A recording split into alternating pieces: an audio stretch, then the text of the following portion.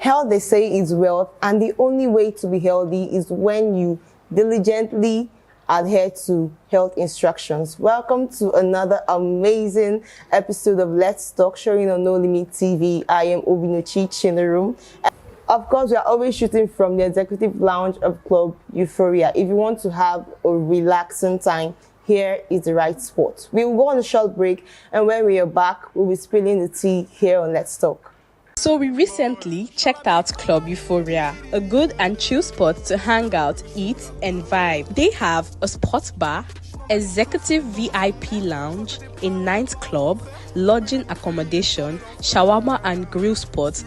This one is all in one, and they are located at 33B, Rumola to Stadium Link Road, Port Harcourt. Welcome back. You're still watching Let's Talk on No Limit TV. I am Obinochi Chinerum, and as you know, I don't do this alone. I know you're looking for somebody, but just chill. Don't just chill. On other episodes, he'll be here with us. I am here with my guests, and today's topic is very important. It's critical. It's about health. That's why I said health is wealth earlier on the show. Our topic for today is general health, but more on the first aid aspects.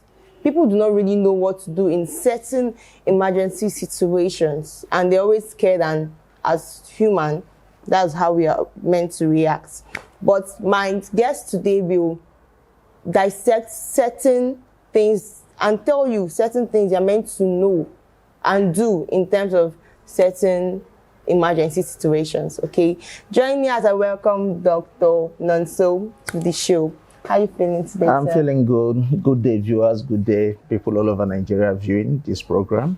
Well done for having me in your show. You're welcome, sir. So let's know you first before we dive straight to the topic. Who is Dr. Nonso? Okay, many Nigerians know me as the CPR doctor. Some people know me as Nonso Emergency. Yeah, because I'm into emergency medicine, going all over the country and outside the country, doing trainings on emergencies, situations, more especially in cardiac arrest issues, heart attack issues, and heart failure issues. A whole lot. Many Nigerians know me as Nonso Emergency. I told you, the best of the best here on Let's Talk. So let's go with first aid. Please don't give us that primary school definition. What is first aid? Okay, actually, I will tell people that first aid is that skills that you don't really need. Okay? But it's better that you have those skills. It's the skills that you really acquire to manage some certain first aid situations, emergency situations, when the doctor is not around. Like in case of bleeding, cardiac arrest situation, sudden faintness, snake bite, seizures, all those things you can do. In case of electric shock, drowning, like we all heard what happened a few months back, in case of Junior Pope, how he was taken to a shrine. If the people around there knows what to do, I think he will still be alive today. Let's start with that drowning. So what's the first aid skill to apply in a drowning situation? Yeah, I know most of our communities, once someone get drowned, some people, they tend to carry the person here, start running around. Some people start pressing the abdomen, but that's not the right thing to do. The first thing to do in case of drowning is for you to call the emergency number. In Nigeria? Yeah, we have an emergency number in Nigeria, and that's where the government has really failed us. Not trying to educate people about the emergency number in Nigeria. We have an emergency number. Is it working? It's working. 112 is working. In case of crime emergency, medical emergency, and fire emergency, is working. It's working. Okay. So the first thing to do is for you to call the emergency number, and the second thing for you to do as a first aider is for you to do CPR. CPR simply means cardiopulmonary resuscitation. How is it done? You have to place the heel of your hand at the center of the breastbone. At the center of the breastbone like this. Okay. You must interlace your fingers, lock your wrist, lock your elbow and shoulder. You push hard and fast. 30 chest compression. If you are comfortable doing mouth to mouth, you open the person's airway with a technique called the head to chin lift and give 2 rescue breaths. You go back to chest compression while you wait for that help to arrive. I feel this is more practical. Yeah, it's more of practical. I think you have to do another video for that. Apart from drowning, You made mention of electric shock. We have convulsing. How about those ones? Yeah, more of the convulsion in children, it doesn't just happen sudden. It doesn't happen sudden. Most of the convulsion in children is because of high temperature. Sometimes you as an adult, if you're having midnight fever, once you wake up in the morning, you know you're having midnight fever, right? Sometimes you tend to take paracetamol or something like that to calm it down. But those kids, they will not tell you as their parents. So sometimes it's really the mother's not being careful about it. But once it happens, that it has happened, there's no need of giving the baby pancana oil, all those stuff. Yes, all those things. There's no need of giving the baby those things. And I heard in one of my trainings when people were sharing their experiences that some women now give urine for their kids to drink in convulsion. And I wonder why. The best thing to do is for you to look for a towel, bring a room temperature water, put the towel in the water, use it to towel the baby's body while you take the baby to hospital. That's the best thing to do. That's the best first aid to give. I hope you're learning, because this urine, I've actually heard urine, and there are other things apart from a whole lot that mothers do. Children. Yeah, and those things does not work. Are they not told this, like during antenatal and all that? Yeah, but most of them believe in what their parents taught them. You know, there's a whole lot our parents taught us that we really need to debunk. There's a whole lot. From the case of seizure, which we normally call epilepsy. Our parents taught us that it's contagious, that once you touch the saliva, that you will contact it. Some of them told us that it is hereditary. But those things are not contagious and it's not hereditary. In terms of seizure, what is the first aid skills to apply? The first aid skills to apply there is for you to remove anything that can be harmful to that victim. Protect the person's head. You can kneel beside the person's head, hold the person's head. That's the best thing you can do for the person. Don't restrict that person from having that seizure. Allow the seizure to take its course. Once that person doesn't have any history of seizure, allow the seizure to take its course. Seizures normally last 3 to 5 minutes.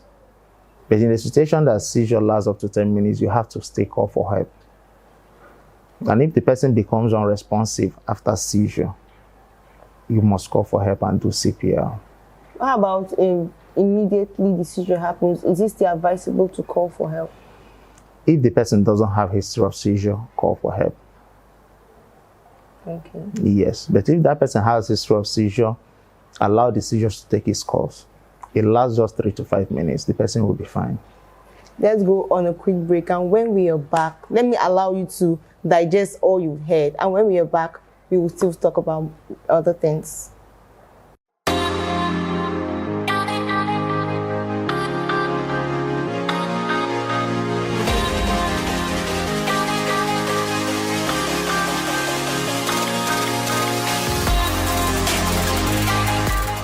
Welcome back. You're still watching Let's Talk on No Limit TV. Obinchi Chinerum and Dr. Nonso giving you all the gist about first aid. So let's talk about convulsion and other things. How about electric shock? And as a doctor, there are other emergency situations that you've seen that you can tell us first aid skills to apply. All right, we've seen a whole lot of emergency situations, and when we talk about first aid skills, I think it's good that we mention this. More especially, we live in area we have snakes around in case of snake bites. Okay, in snake bites, we don't advise you to give the person anything to eat at that moment. Like some people tends to give kerosene, some people tends to give bitter cola to chew, some people will even cut and start sucking. Please, most snake bites are dry bites. Most of them don't even have venom in them. Most snake bites are dry bites.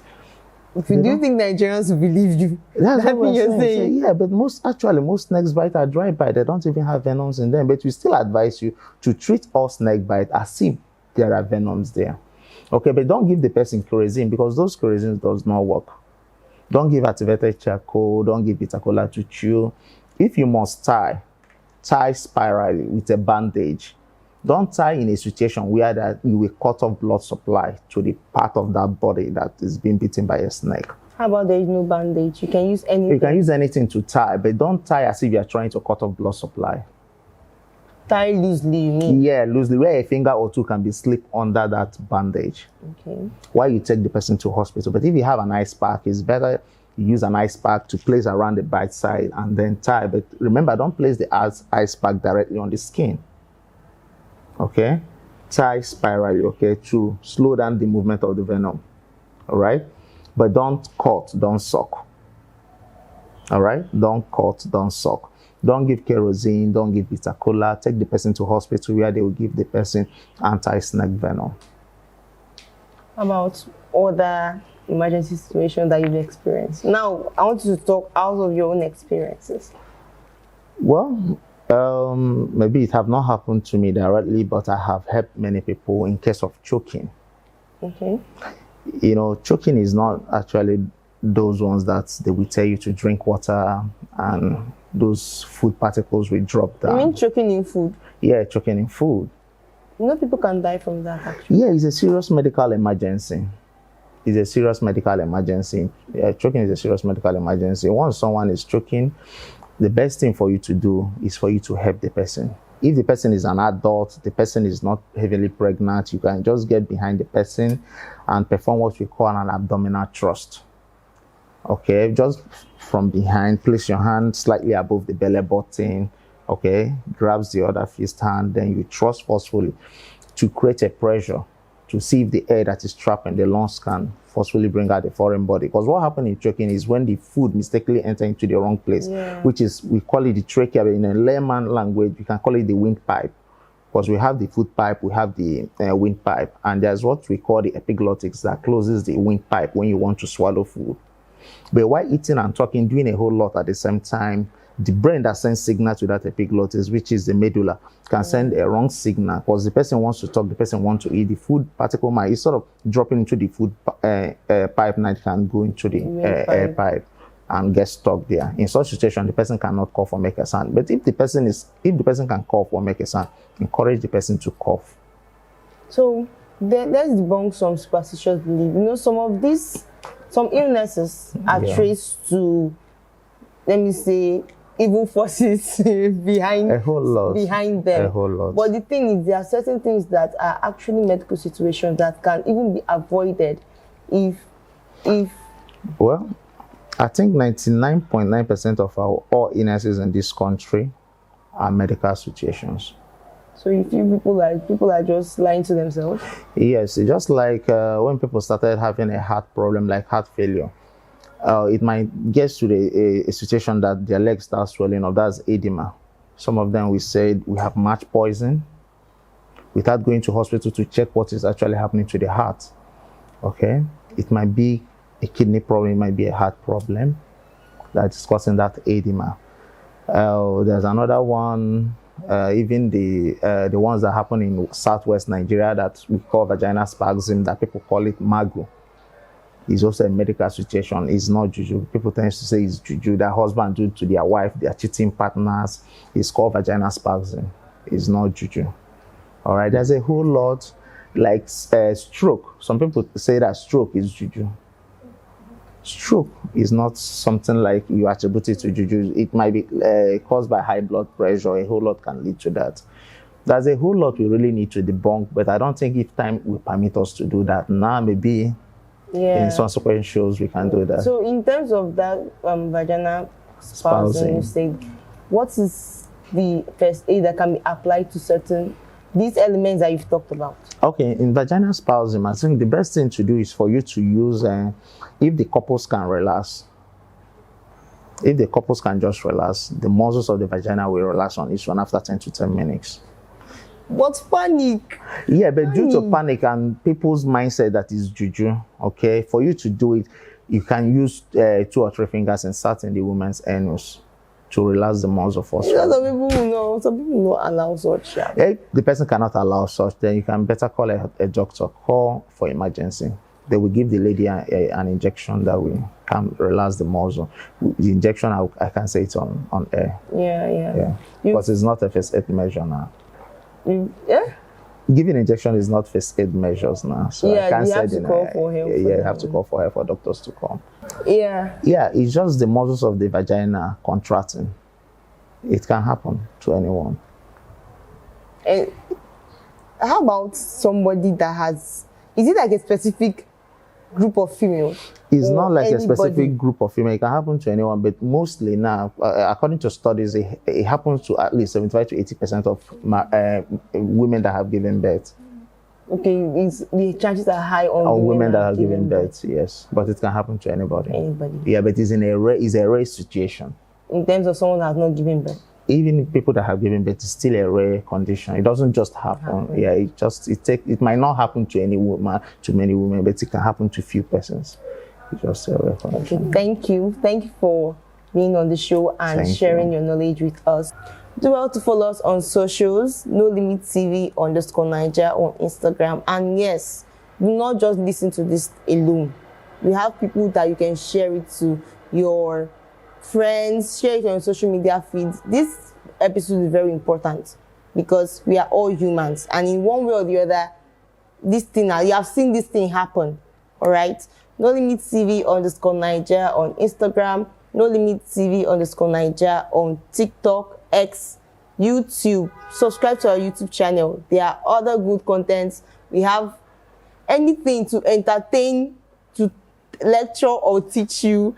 Anyone, just subscribe and have fun and relax while viewing our content. And for sponsorship and advert placements, do well to call the numbers on your screen, and you can still send us a DM on socials. All right, and until next week, it is bye.